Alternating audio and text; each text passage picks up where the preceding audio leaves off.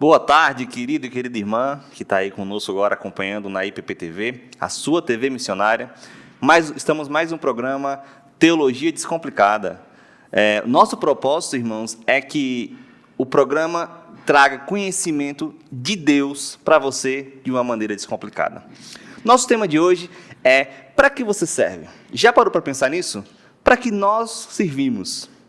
E hoje o entrevistado é uma pessoa muito especial. Ele é o pastor Valcimei de Oliveira Ferreira, pastor auxiliar da Igreja Presbiteriana de Pinheiros e designado para a congregação Boas Novas, localizada aqui no bairro do Limão, em São Paulo.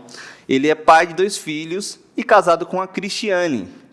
Mas antes de passarmos a palavra para ele, eu gostaria que você olhasse aí o sininho e as notificações e se inscrevesse no nosso canal. E também seja um parceiro missionário nosso.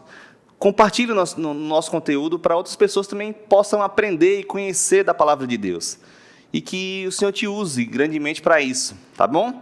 Pastor Valcimei, o senhor poderia nos dar as boas-vindas? Olá, muito obrigado, Samuel, pelo convite, nesse tempo que passaremos juntos, nesse programa que deverá ser uma bênção, Teologia Descomplicada. É um prazer estar com vocês. Espero que Deus trabalhe no nosso coração e fale conosco nesse tempo de compartilhar aquilo que propôs o assunto, né, para que você serve ou para que nós servimos. Então, mais uma vez, muito obrigado, é um prazer estar aqui. Obrigado, pastor. Eu que agradeço por o senhor ter aceitado o nosso convite, de estar aqui falando um pouquinho sobre esse tema, que de certo vai ser abençoador para a minha vida, com certeza, e para a sua vida também. Pastor, em nossos dias existem os coachings, né, que têm o propósito, que visam aumentar a potencialidade humana, claro, de forma equivocada, né? Como a Bíblia conceitua o ser humano? O senhor poderia nos contar um pouquinho sobre a criação do homem? Ok, Samuel, a gente precisa esclarecer primeiro alguns conceitos que eu acho importante nesse bate-papo nosso, nesse bate-bola. Primeira questão que você expôs nessa pergunta é sobre a questão do coaching, né? Veja bem, eu não sou totalmente avesso a essa questão dos coachings. Eu vejo que realmente é uma visão equivocada quando ela foge dos princípios da palavra de Deus, e você expressou muito bem, quando ela visa somente aumentar a potencialidade humana no seu sentido natural ou carnal. A gente diz isso na teologia, né? Agora, veja bem, o coaching é um princípio daquilo que nós chamamos de mentoria. Eu entendo que uma vez que você tenha essa mentoria, esse auxílio, essa ajuda, esse suporte, visando também o conhecimento bíblico ou o seu crescimento no conhecer a Deus, eu entendo que a palavra coaching, ela é válida nesse sentido, né? Então, eu queria só, antes de entrarmos nas respostas propostas na continuidade dessa pergunta, esclarecer isso. E aí você me perguntou como a Bíblia conceitua o ser humano. Essa é parte da resposta e da sequência da sua pergunta. Então vamos lá. Para além da concepção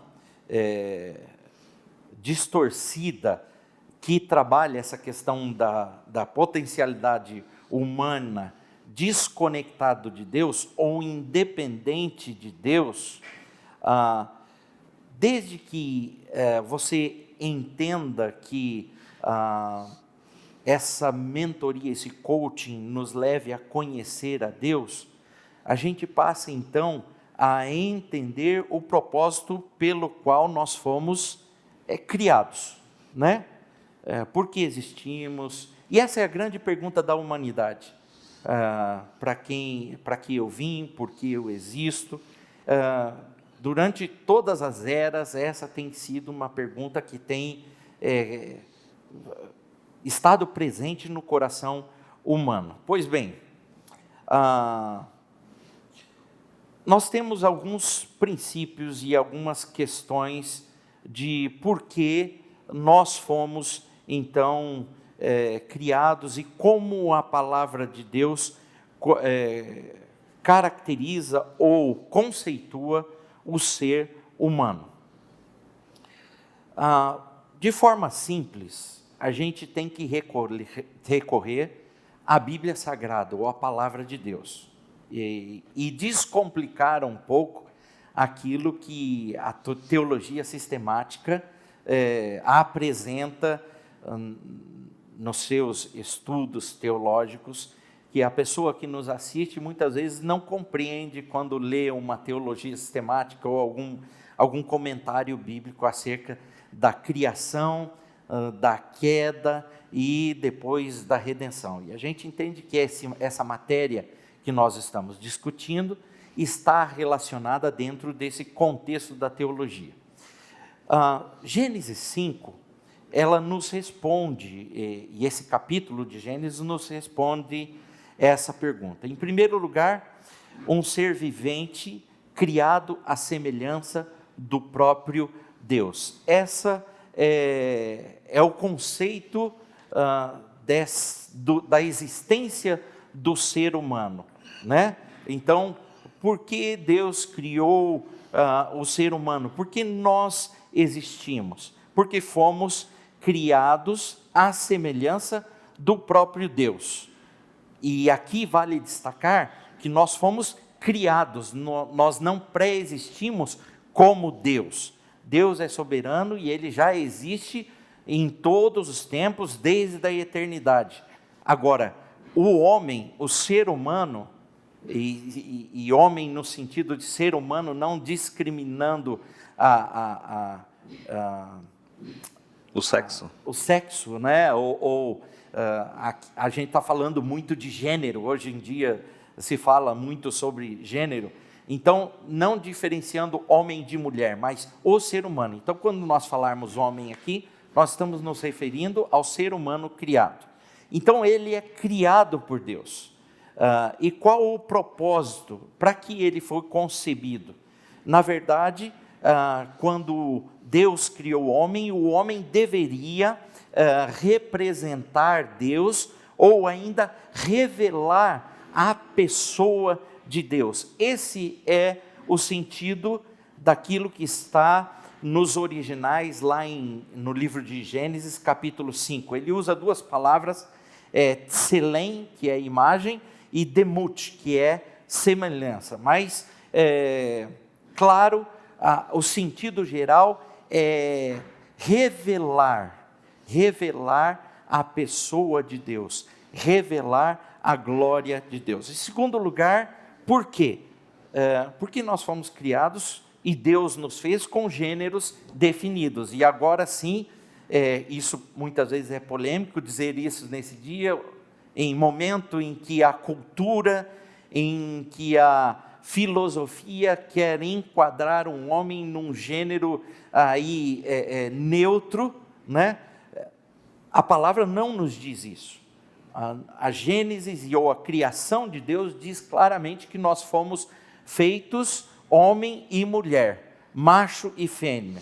Na biologia, mais, menos, menos. Não é isso que a gente lá estuda nos nossos estudos, desde a infância até na faculdade? É uma questão biológica.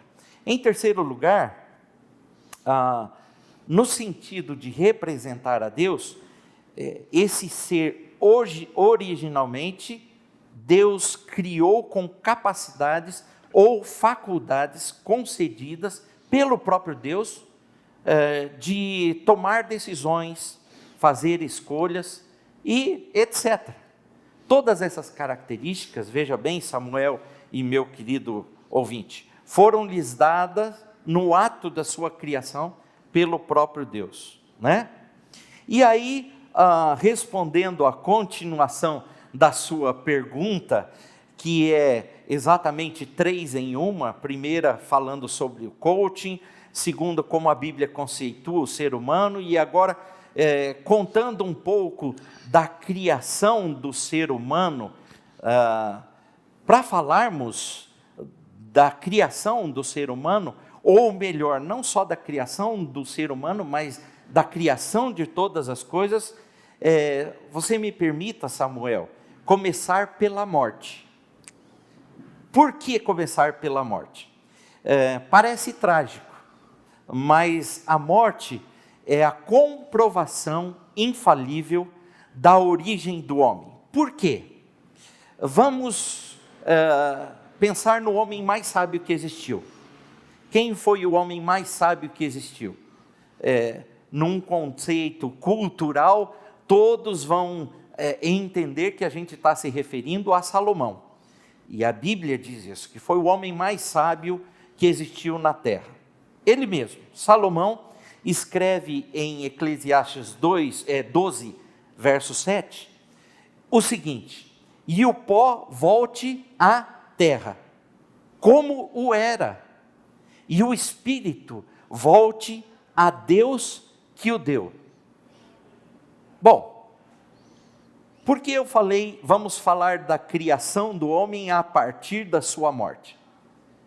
É algo inegável, não tem como ninguém, mesmo que não acredite em Deus, mesmo que diga que Deus não existe, mesmo que afirme qualquer questão a respeito da vida humana, pré-existente ou não, qualquer questão que seja exposta. Uma coisa é inegável, um fato é inegável, que crendo ou não em Deus, no momento da morte, todo mundo vai lá no velório, vê aquela pessoa no caixão, enterra, e o que acontece com esse indivíduo? Ele volta àquilo que ele era antes de ter o que nós chamamos de vida. Ele volta a ser pó. Isso é inegável. E ninguém pode se contrapor à criação de Deus e o princípio da criação de Deus do homem, que o homem criou o homem, que Deus criou o homem a partir do pó da terra. Por quê?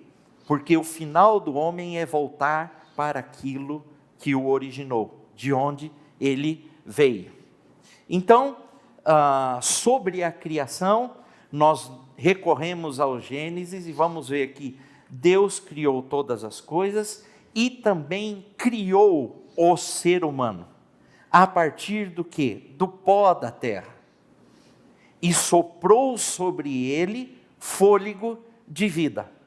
Essa é a origem do homem, é daí que Deus nos formou, é daí que nós surgimos, é desse fato que nós vimos e estamos aqui hoje. Forma simples de explicar e de responder essa sua primeira pergunta.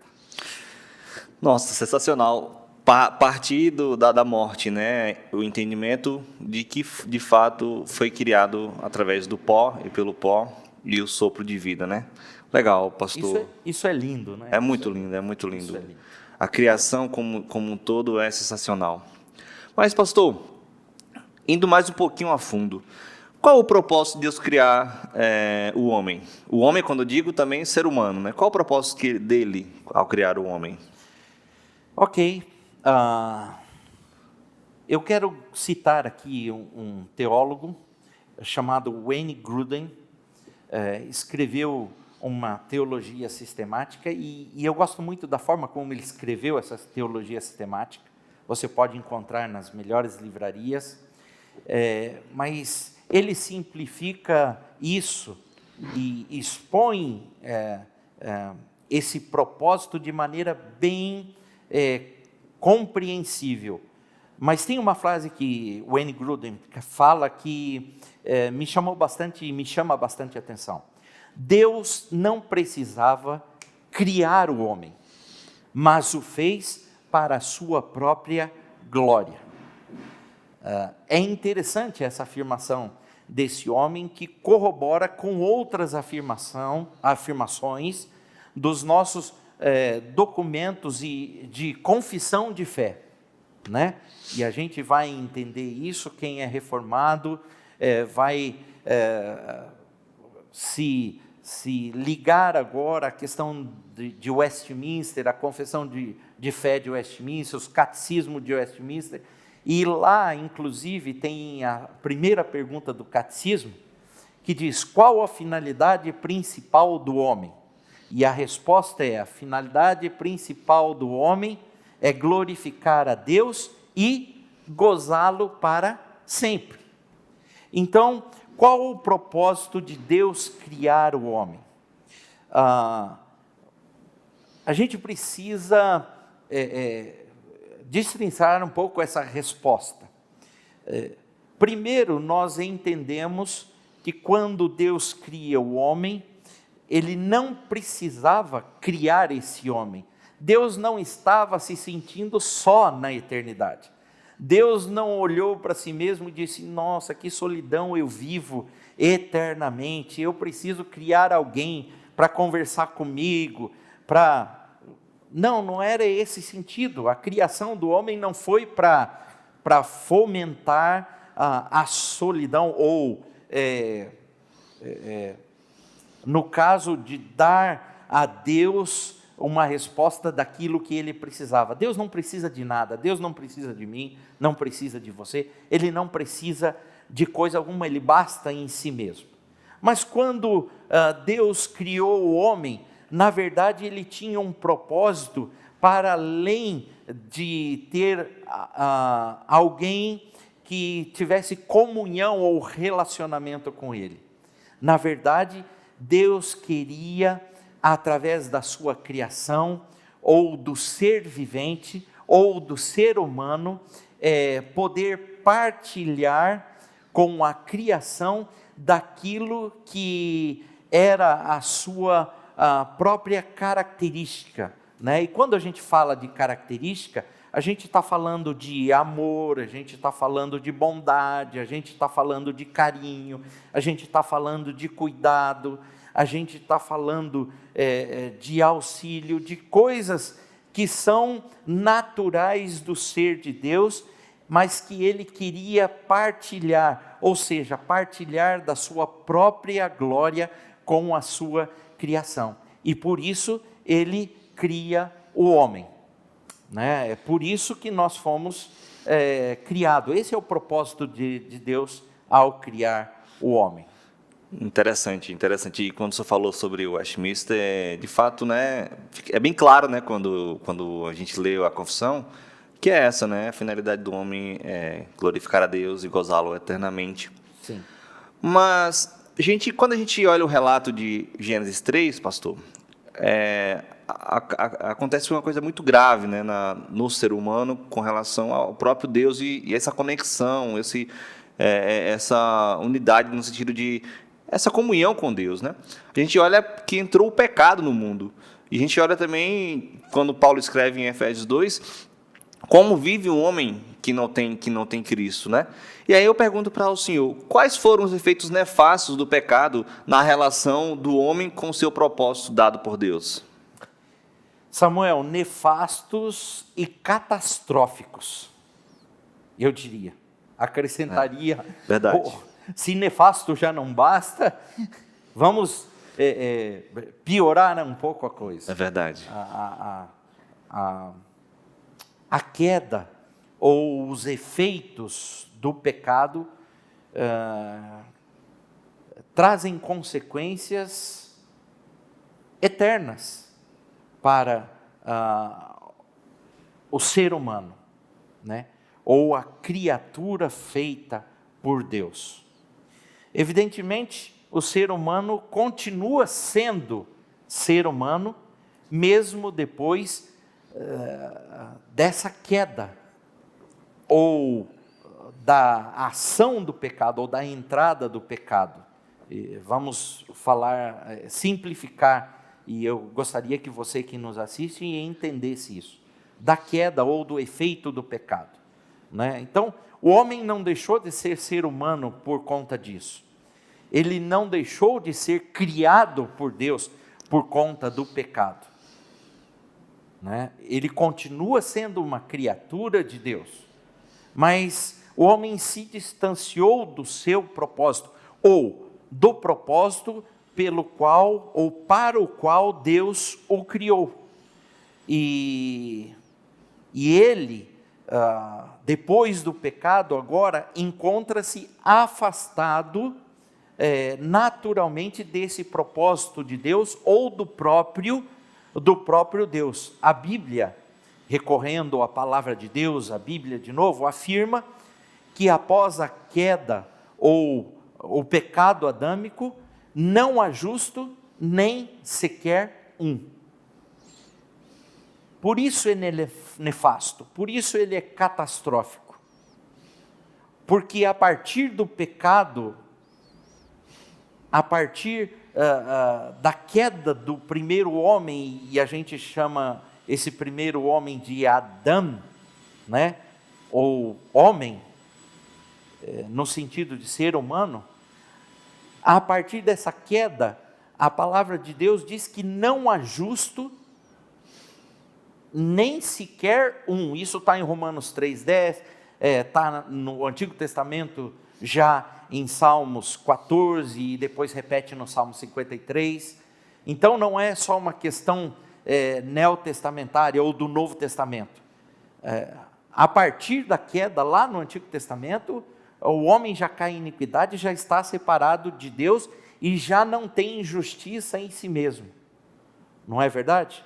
Em Romanos, você citou Efésios por Paulo. Eu cito Romanos por Paulo. Eu gosto muito da carta de Romanos que Paulo escreve. Em Romanos 3,23, Paulo diz: todos pecaram e destituídos estão da glória de Deus. Em outras versões diz: todos pecaram e carecem da glória de Deus. Essa palavra destituído ou carecem, no original é esterontai, que significa estão privados. Deus os privou da sua glória. Lembra que na pergunta primeira, que nós já comentamos aqui, o propósito de Deus criar o homem é fazê-lo participante, fazê-lo representante da sua própria glória. A partir da queda, aquilo que era perfeito deixa de ser perfeito. E Deus é um Deus santo, puro, que não se mistura, não habita com o pecado. Lógico que o pecado afasta a criatura de Deus santo. E Deus então priva o homem da sua própria glória, ou tira do homem a capacidade de representá-lo de maneira santa, de maneira pura. Então, a imagem ou a representatividade da glória de Deus foi distorcida pelo pecado no ser humano. Ou seja, agora a condição de pecador, ele não vai mais representar a Deus. Em João 8,44, Jesus parece ser duro quando ele escreve: vós sois do diabo, que é vosso pai. Veja bem, nos dias de hoje, se barateou muito o evangelho. O evangelho no sentido da filiação do homem para com Deus. Muita gente por aí diz que Deus é pai de todos, que todos são filhos de Deus. Quando a gente vai para as Escrituras e para a Bíblia Sagrada, a gente vai entender que isso não é uma verdade. Que a partir do pecado nós deixamos de ser naturalmente filhos de Deus, tornando-nos apenas como criaturas de Deus. E isso é o motivo pelo qual o próprio Jesus diz em João 8,44: vós sois do diabo, que é vosso pai.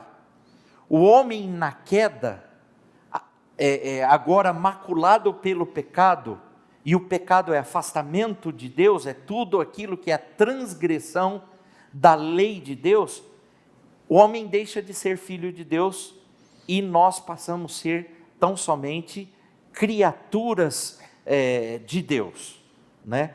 Então esse é o efeito nefasto do pecado. Ele nos afastou de Deus, né? Nos separou dessa paternidade divina. E agora todos aqueles que nascem maculados ou marcados pelo pecado. Estão destituídos, estão privados dessa glória de Deus e da possibilidade de cumprir o seu chamado, que é representar o próprio Deus, glorificar a Deus ou mostrar aquilo que o próprio Deus é. Nós não conseguimos mais mostrar, ok?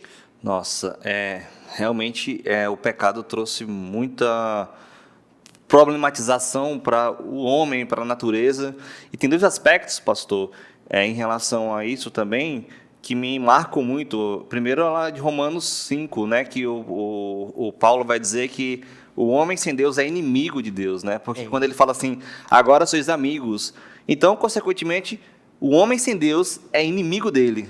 E o outro aspecto no Efésios 2, que eu tinha comentado antes, né, que Paulo vai dizer que o homem sem Cristo, ele está morto espiritualmente. Então, o pecado, de fato, arrasou a raça humana. Fez com que todas essas faculdades, todo o nosso propósito fosse destruído realmente. É verdade. Mas, pastor, como Deus restaura essa relação do homem com o seu propósito? Aqui está a boa nova, a boa notícia, notícia de esperança. Porque se nós ficássemos só na primeira questão, ou na segunda questão, a gente estaria lascado, me desculpe essa expressão, essa é a grande expressão, né? Por quê? Porque não restaria esperança nenhuma. Mas aqui está a esperança. Essa pergunta foi muito bem colocada, Samuel, e a resposta dela é simples e objetiva, através de Jesus Cristo, simples assim. É claro que o homem não quer assumir essa verdade. E a gente tem caminhado dias em que essa negativa do senhorio, de uma submissão à pessoa de Jesus Cristo, como Senhor, como Rei, como aquele que dirige a nossa vida, ela tem sido muito clara. As pessoas têm se rebelado contra essa verdade, mas não tem como encontrar uma outra resposta ou outra esperança, a não ser na pessoa de Jesus Cristo. E aí você, meu querido, que está nos ouvindo e está nos assistindo, pergunta, como assim? Né? Uma vez que o homem se afastou de Deus pelo pecado, agora é necessário que o próprio Deus venha ao seu encontro. Você falou que Paulo, ele declara que o homem se tornou inimigo de Deus, que ele está afastado de Deus. Eu nunca vi uma pessoa morta, e a palavra diz que nós estamos mortos nos nossos delitos e pecados. Eu nunca vi uma pessoa morta, num velório ou em qualquer situação, levantar e dizer assim, eu não gostei desse caixão, não gostei dessas flores, isso aqui, as pessoas que estão aqui no meu velório, eu não gosto. Não, morto não tem escolha. E quando a Bíblia diz que nós estamos mortos espiritualmente, ela quer dizer que exatamente essa pessoa deixou de ter escolha. Ele não pode escolher ir para Deus. Ele não pode escolher fazer nada de si mesmo que o faça se aproximar ou alcançar Deus. Deus continua sendo Deus vivo e eterno. A única condição de o homem novamente encontrar essa esperança e encontrar o propósito para o qual ele foi criado, que é glorificar a Deus e gozá-lo para sempre, é através da ação bondosa, misericordiosa e soberana do próprio Criador em vir ao encontro do homem. E como Deus fez isso? Tornando-se Ele mesmo como Deus, e isso é uma percepção, a gente vê na concepção da Trindade eterna, Deus Pai, Deus Filho e Deus Espírito Santo. Deus, ele se faz homem e se apresenta como um Deus encarnado na pessoa do seu Filho, Jesus Cristo, que vive de forma santa, obedecendo todos os princípios da lei de Deus que o homem infringiu e quebrou.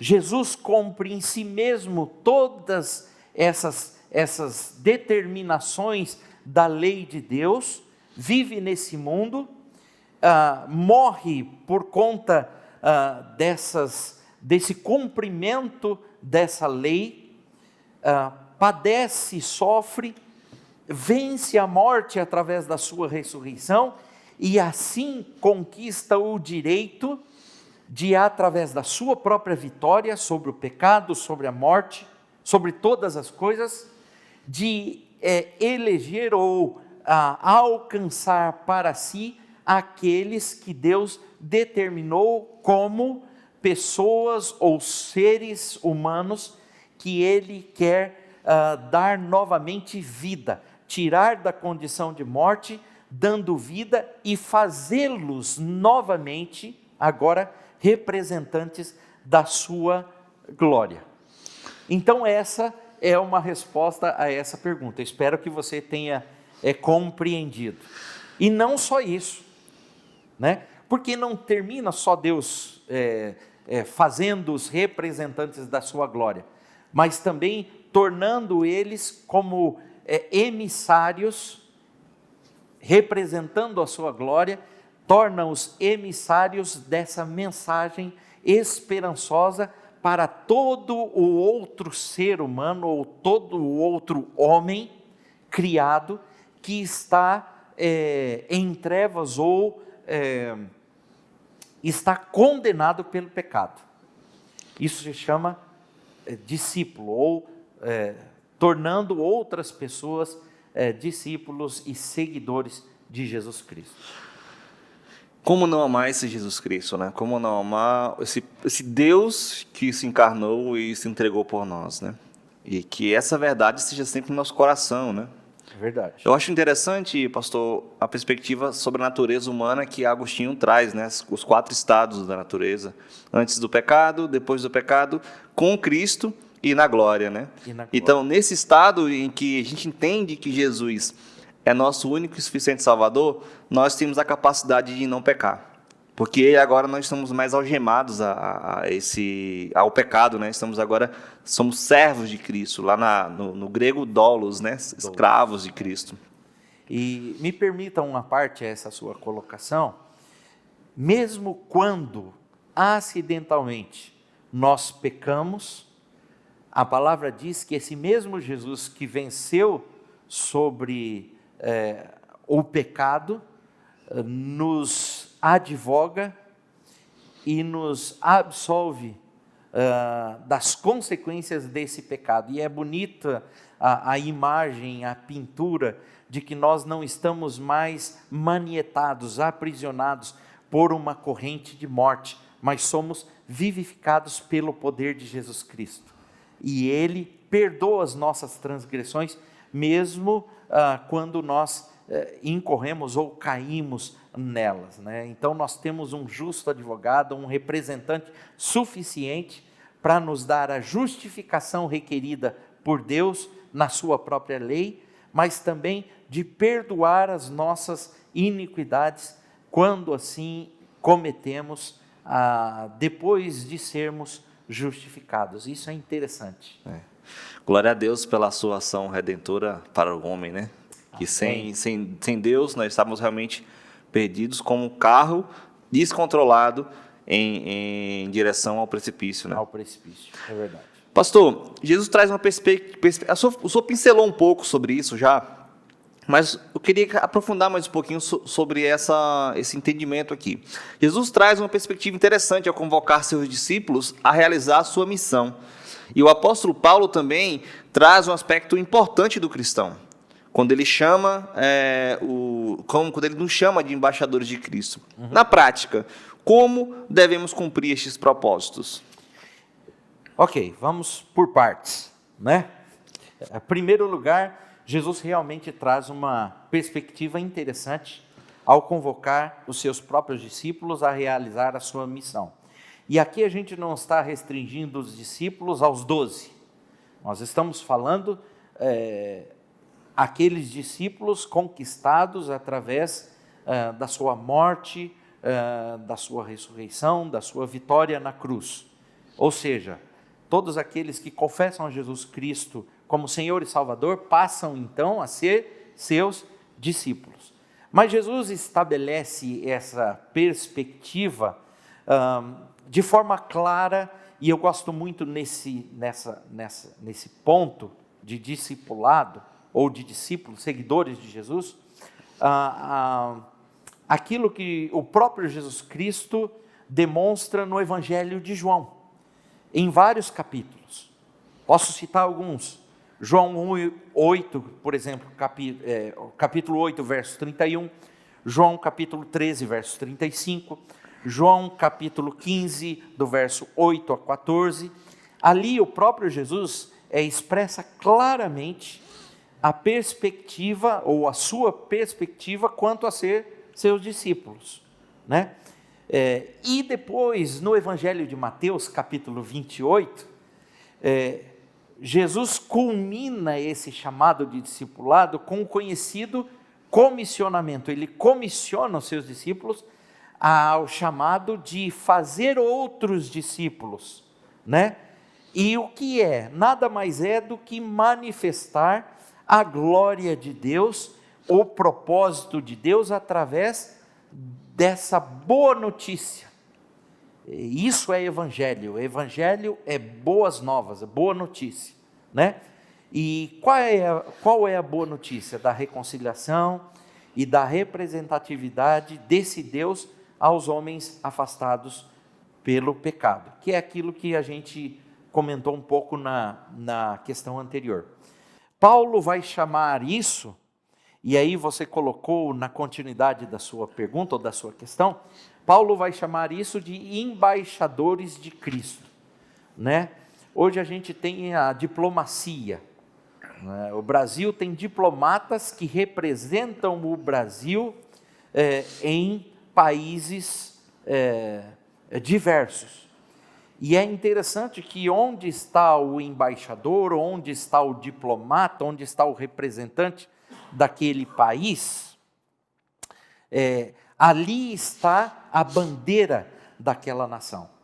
Esse é o mesmo princípio que Jesus ensina quando ele fala a respeito de discipulado. Por onde quer que um verdadeiro cristão, justificado por Jesus Cristo, esteja, ele passa a ser então um representante. E isso Paulo vai chamar de embaixadores de Cristo em 2 Coríntios 5, 20. Para obtermos então essa representatividade por parte de Deus e novamente sermos chamados de filhos de Deus, lembra que numa questão anterior a gente falou que a gente perdeu isso com o pecado? É necessário, em primeiro lugar, para ser um discípulo, confessarmos a Jesus Cristo como Senhor, Salvador e o único suficiente remidor e justificador diante de Deus das nossas vidas, certo? E viver em obediência, e viver a partir daí em obediência à sua palavra, né? Me permita citar um texto, Romanos 10, 8 a 10, diz o seguinte, eu vou abrir aqui Romanos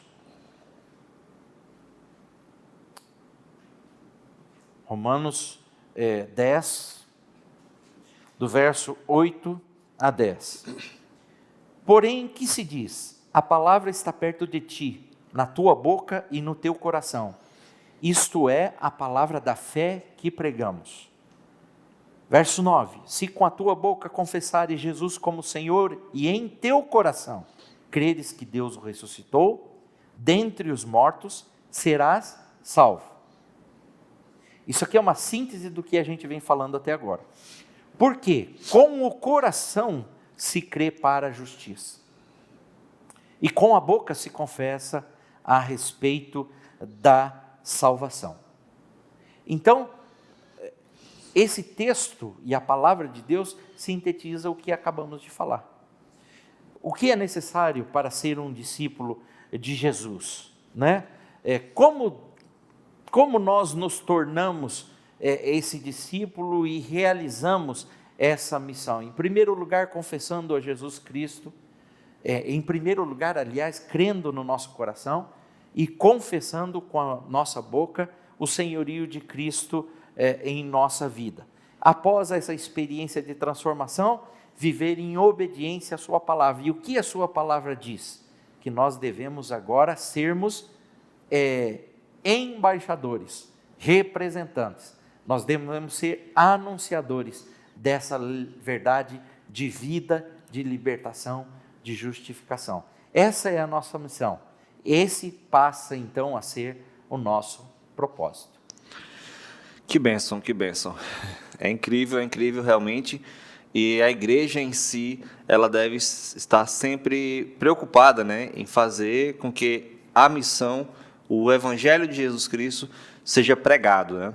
Mas, pastor, eu quero passar para uma outra pergunta, alinhado com esse entendimento que nós somos embaixadores, somos testemunhos de Cristo, nós devemos realmente proclamar o Evangelho, mas precisamos ser missionários transculturais para cumprir a missão dada por Deus.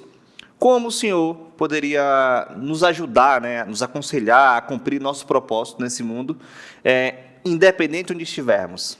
Ok.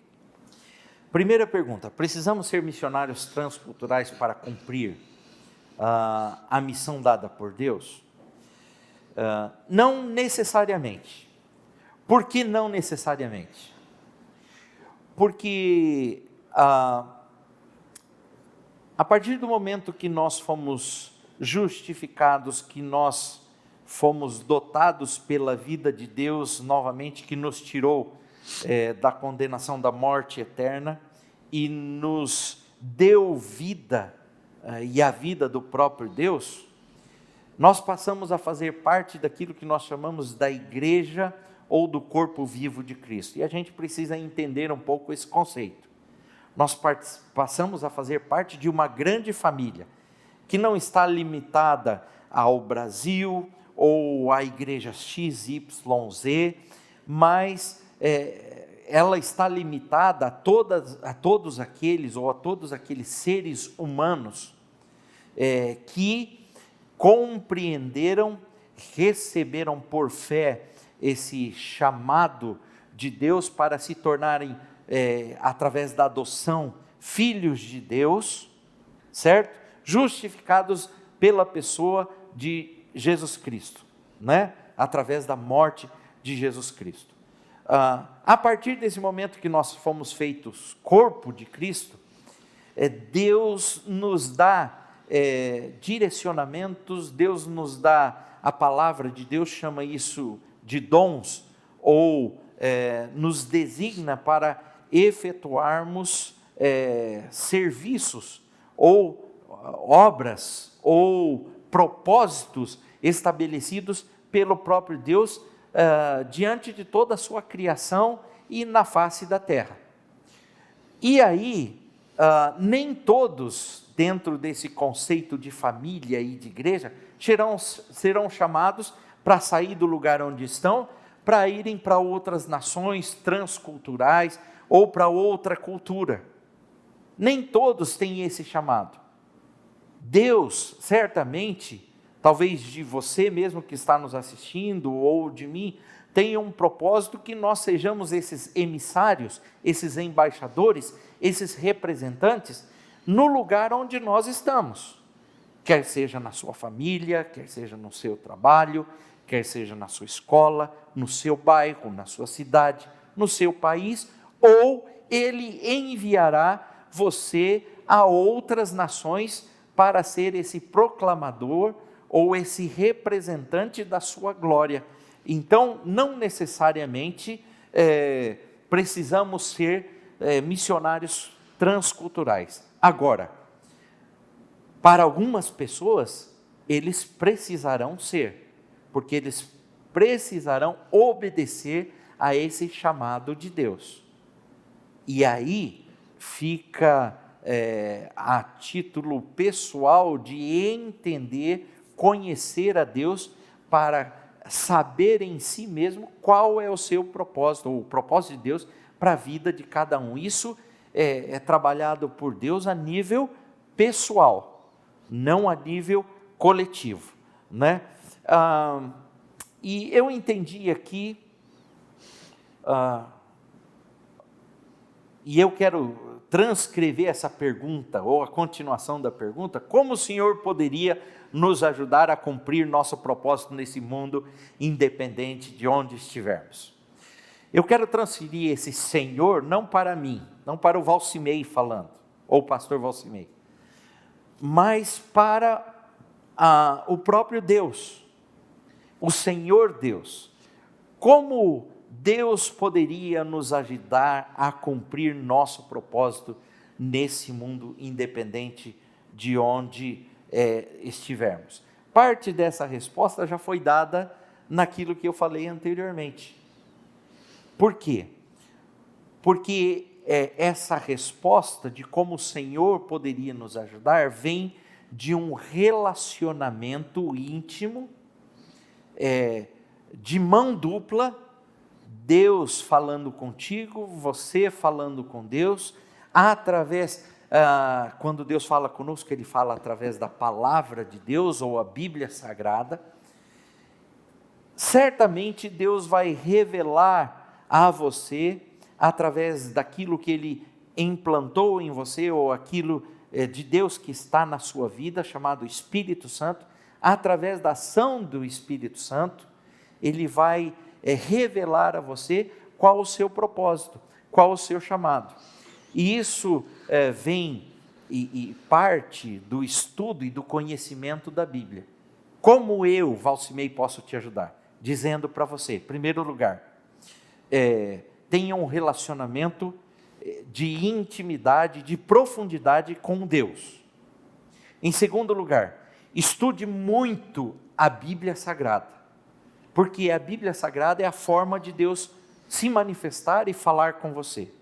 E em terceiro lugar, esteja com seus ouvidos espirituais abertos, porque certamente o que Deus vai falar com você nem sempre é o que Ele fala comigo concernente ao seu propósito para as nossas vidas, né? Então, você quer cumprir o propósito de Deus? Esteja atento para a direção que Deus vai dar à sua vida. Se você vai ser um pastor, se você vai ser um missionário, se você vai ser um bom esposo, um bom funcionário, um ótimo aluno, um ótimo filho, um ótimo pai, um ótimo advogado e, embora pareça contraditório e pareça na nossa cultura nesses dias impossível, até um bom político. Será que isso é possível? Essa é uma pergunta que fica no ar para você responder. Mas se a pessoa, ela se submete à palavra de Deus e tem um relacionamento estreitado com esse Deus, sim, ele pode ser bom em qualquer área que Deus colocar essa vida, ou esse ser humano, ou essa pessoa, ok? Então, se você está aí agora nos escutando, ou que vai escutar posteriormente, essa responsabilidade é minha e é sua. Exato. Não precisa estar em outra nação, em um outro país, em um outro estado, que seja, para falar do Evangelho de Jesus Cristo. Na sua casa, no seu trabalho, na sua escola, na sua faculdade, entre os seus amigos, esse é o nosso papel. Falar do amor de Jesus Cristo. falar de verdades que gerarão consequências eternas para quem está ouvindo. E quão bom é, depois de tudo que nós falamos aqui sobre o propósito da criação de Deus, da nossa criação em relação a Deus, a queda e como o pastor falou, né, a questão nefasta e a catástrofe que o pecado gerou e a restauração em Cristo Jesus, como nós devemos ser gratos a Deus, a Jesus Cristo, por ter entregue a sua própria vida para que nós, mortos espiritualmente, pudéssemos ter vida. Pastor, muito obrigado pela sua participação, foi uma honra ter o senhor aqui. Esse realmente é um assunto de extrema relevância para a nossa vida, e espero que tenha ficado para você, querido ouvinte, claro esse assunto. Pode ver, rever, enviar para os seus amigos, para que eles também possam se conscientizar, assim como nós aqui estamos nos conscientizando em falar do Evangelho, em pregar o Evangelho e a cumprir o nosso propósito. Porque para que nós servimos, se não para glorificar a Deus e proclamá-lo entre as nações. Verdade. Pastor, a gente agradece novamente a sua participação e a gente pede que o senhor possa deixar uma mensagem final para os nossos ouvintes. Samuel, mais uma vez é um prazer fazer parte desse momento, desse programa, poder humildemente ser usado por Deus para abençoar vidas que estão nos assistindo, estão nos acompanhando. E a minha mensagem final está num texto bíblico. Eu gostaria de encerrar mais uma vez lendo o que está em Mateus 8, 31 a 39. Que diremos, pois, à vista dessas coisas? Se Deus é por nós, quem será contra nós? Aquele que não poupou o seu próprio filho, antes por todos nós o entregou, porventura não nos dará graciosamente com ele todas as coisas? Quem intentará acusação contra os eleitos de Deus? É Deus quem os justifica. Quem os condenará? É Cristo Jesus, quem morreu, ou antes, quem ressuscitou, o qual está à direita de Deus e também intercede por nós. Quem nos separará do amor de Cristo? Será tribulação, angústia, ou perseguição, ou fome, ou nudez, ou perigo, ou espada, como está escrito: por amor de ti, somos entregues à morte o dia todo. Fomos considerados como ovelhas para o matadouro. Em todas essas coisas, porém, somos mais que vencedores, por meio daquele que nos amou. Porque eu estou bem certo, isso é lindo, porque eu estou bem certo de que nem a morte, nem a vida, nem anjos, nem os principados, nem as coisas do presente, nem do porvir, nem os poderes, nem a altura, nem a profundidade, nem qualquer outra criatura poderá separar-nos do amor de Deus que está em Cristo Jesus, nosso Senhor. Essa é uma verdade. E a última afirmação que eu gostaria de fazer é: entregue-se a Deus, ame a Jesus, obedeça a palavra e cumpra a sua missão. É para isso que você serve, é para isso que nós servimos. Que maravilha, pastor. Muitas informações importantes e relevantes, né, para a nossa vida. E que nós possamos ter, de fato, esses conhecimentos, essas informações no coração e também em nossas atitudes, né? Que nós possamos realmente proclamar o Evangelho de Jesus Cristo. Mas nós ficamos por aqui por hoje. Mas não fica triste, a programação da IPPTV continua. Hoje, às 20 horas, no Conexão com Deus, o pastor Hernandes estará abordando um tema maravilhoso: não te faças nenhum mal. E vai estar baseado no livro de Atos, capítulo 16, do verso 11 ao 34. E o Manhã IPP dessa semana é especial. Estaremos falando sobre a Escola Bíblica Dominical e dando ênfase aos temas da nossa igreja, os temas que nós trabalhamos atualmente. Hoje, se você não viu, nosso convidado foi o superintendente da Escola Bíblica, o presbítero Ciomar. Ele falou um pouquinho sobre o funcionamento da nossa EBD. E amanhã será um programa voltado para a Sala dos Adolescentes. E quem estará falando sobre isso é o Marcelo e a Lúcia Minix. Eles irão falar um pouquinho sobre esse trabalho lindo, sensacional que eles estão fazendo com os nossos adolescentes. Que Deus abençoe sua vida e que esse final de tarde seja maravilhoso e que Ele dê muitas oportunidades para falar do Evangelho. Deus abençoe sua vida.